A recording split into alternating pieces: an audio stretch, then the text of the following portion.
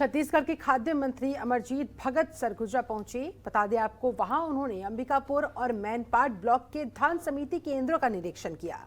इस दौरान जिले के सभी अधिकारी मौजूद रहे। साथ ही मंत्री ने निरीक्षण के समय धान समिति प्रबंधकों और किसानों के साथ चर्चा भी की। धान खरीदी केंद्रों में व्यवस्था बनाए रखने के लिए अधिकारियों को दिशा निर्देश दिए। वहीं अमरजीत भगत ने निर्माणाधीन पुलियाओं का भी निरीक्षण किया, जायजा लिया। कार्यों को जल्द से जल्द पूरा करने का संबंधित अधिकारियों को निर्देश दिया।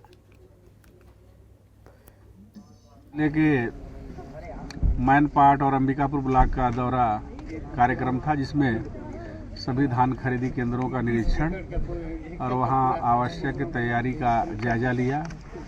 धान खरीदी में किसी प्रकार का दिक्कत न हो, इसके लिए वहां जो तैयारी की गई है उसके बारे में जानकारी लिया और एयरपोर्ट का साथ में रास्ते में जो भी पुलिया और सड़क है उसका भी हम लोगों ने निरीक्षण किया।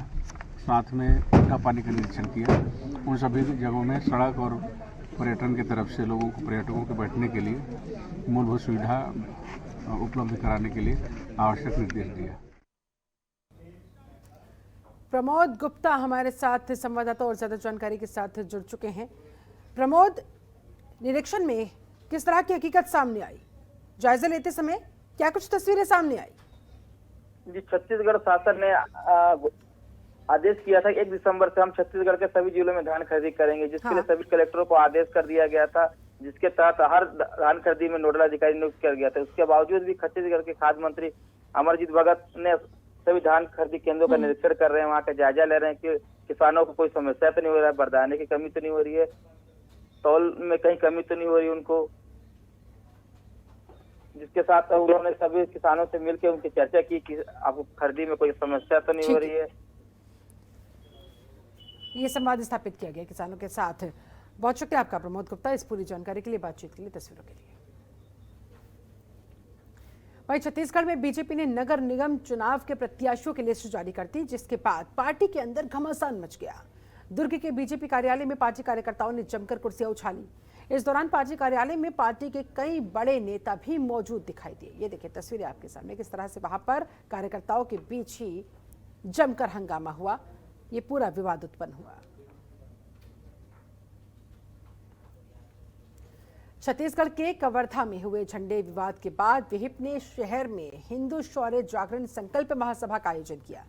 बता दें आपको, इस महासभा का करपात्री स्कूल के आउटडोर स्टेडियम में किया गया, जिसमें प्रदेश के अलावा अन्य राज्यों से भी साधु संतों ने शिरकत की। इस कार्यक्रम में प्रदेश भर से विहिप के कार्यकर्ता शामिल होने पहुंचे। इसी के चलते शहर में शांति व्यवस्था बनाए रखने के लिए पुलिस ने भी कमर कसी हुई है। शहर के सभी सीमावर्ती क्षेत्रों में पुलिस की तैनाती कर दी गई। वहाँ पर एक सभा का ही कार्यक्रम है।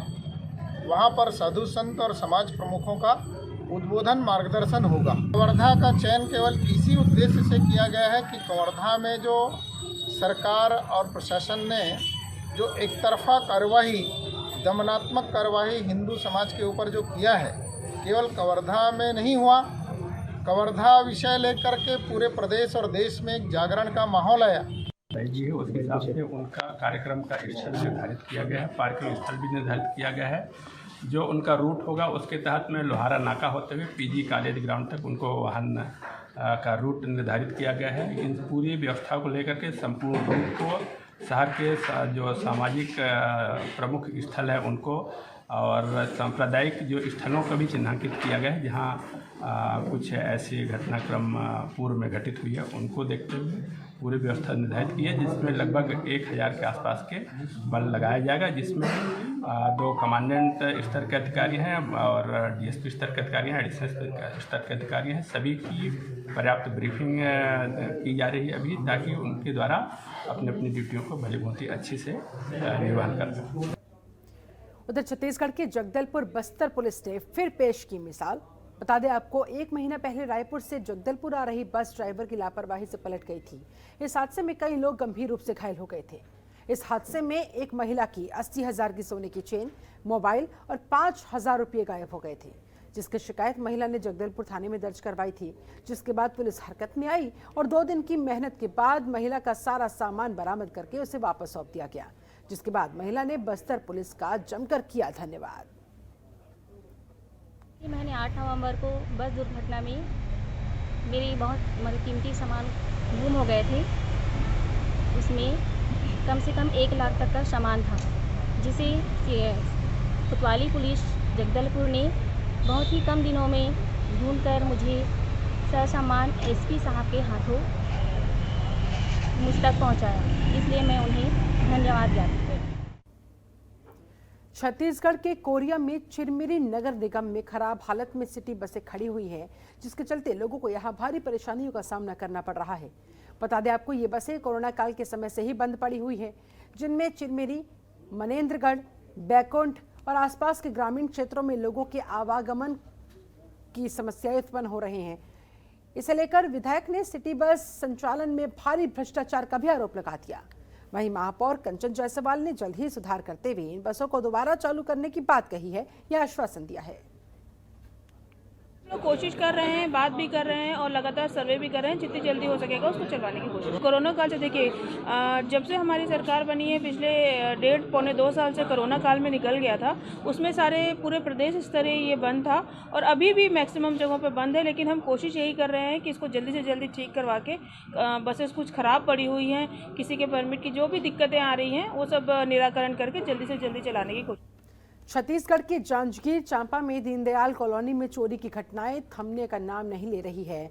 बता दें आपको कि एक ही रात में 7 मकानों के ताले टूटने से वहां हड़कंप मच गया, जिसमें से 3 मकानों में नगद राशि के साथ सोने चांदी के जेवरात भी चोरी हुए हैं। सूचना मिलने के बाद मौके पर पहुंची पुलिस डॉग स्क्वाड की मदद से मामले को सुलझाने में जुटी हुई है।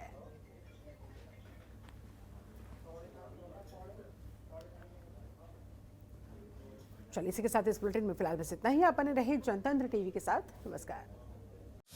खबरों के निष्पक्ष विश्लेषण के लिए सब्सक्राइब करें Jantantra TV and press the bell icon. Never miss any update.